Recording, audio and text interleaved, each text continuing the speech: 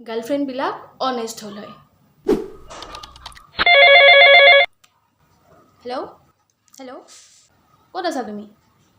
ইমান ফোন কৰি আছোঁ যে ৰিচিভ কৰা নাই কিয়? অঁ মই মানে ওচৰৰে বৰমাহঁতৰ ঘৰত আহিছিলোঁ। চব কথা এতিয়া মই সুধি ক'ব লাগে, সুধি যাব লাগে, তাৰহে খাই আছোঁ যেনিবা মই। কিবা কৈছা? কি মনৰ ভিতৰতে কি ভুৰভুৰাই আছা? নাই তোমাক কোৱা নাই, এই বৰমাকহে ক'লোঁ। মুখৰ ভিতৰত কিবা ভুৰভুৰাই আছা?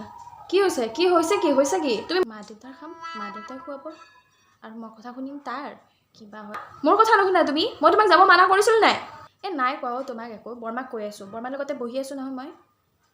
যোৱাটো গৈছাই, ফোন এটা কৰা নাই। ৰ'বাচোন, তোমাক মই সুধি কিনে চবতে আহিব লাগিব নেকি? তোমাক সুধি তোমাক জনাইহে আহিব পাৰিম নেকি? এটা ফোন নাই, এটা মেছেজ নাই, তুমি ক'ত কি কৰি আছা মই সুধিছোঁ জানো?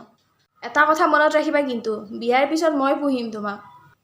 নালাগে মোক পুহিব, মোক গৰু ছাগলী নহয়, মোক পুহিব নালাগে। মা দেউতাই মোক গৰু ছাগলীৰ নিচিনাকৈ পোহা নাই নহয়,